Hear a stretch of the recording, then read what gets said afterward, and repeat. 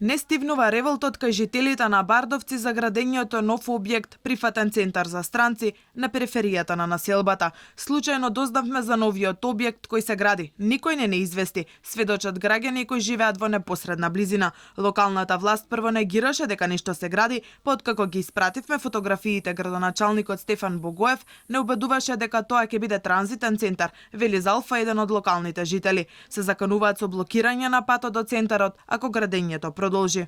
Капацитетот кој што ние имаме информација, таму ќе биде тој камп за 2-3 луѓе, каде што ќе се стационираат. Сега, дали ќе биде транзитен, дали тука ќе биде подолго време, тоа не знаеме. Во селото Бардовци, тие не се воопшто информирани, тие не ни знаат, тие дознаат од нас.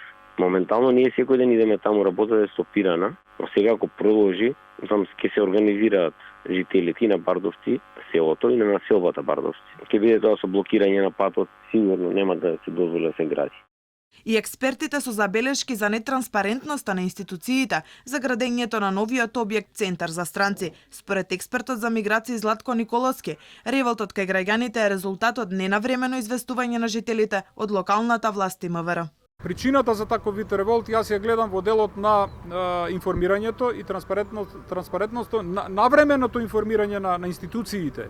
Значи на тие граѓани, на било кој, каде и да се гради, што и да се прави, треба навремено да се информира за што се работи. Ако им се објасни на луѓето за каков вид на прифатен центар се работи, за начинот на организација на центарот, пристапните процедури и слично, мислам дека нема да има проблеми.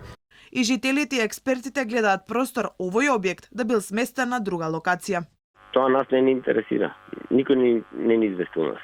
Може да се тоа на друго место се направи, зашто баш туку околина на Бардовци ви избегува. Тоа може да се направи на друго место каде што е транзитно покрај обиколница, дека условите се секако. Ни тука нема ни струја, ни вода, ни ништо кај што го прават они, тоа е буквално меѓу нивите на Бардовчани. Транзитни центри како овој, да речеме, што е сега транзитен центар кој веќе постоеше во Газибаба, составен од неколку делови. Транзитен центар отворен на самите аеродроми. Тоа е само една барака заокружена со полиција, со жица и буквално лица кои се ризични за влез или немаат документи ги држат до првиот следен лет за да ги вратат назад. Ние тоа гледам дека не го направивме можеби од економски причини. Оставено е на спецификата на државите да одлучат каде ќе го лоцираат.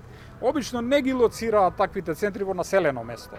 Наспроти тврдењата на жителите, според официјалните информации на МВР кој ги побара Алфа, новиот објект кој се гради ист како центарот во Газибаба, со ист капацитет и како што велат од Министерството е на оддалеченост од над 10 километри до населеното место Бардовци. Изградбата на новиот објект ќе чини речиси 1,5 милиони евра, финансии обезбедени од Националната ИПА програма за 2016 година.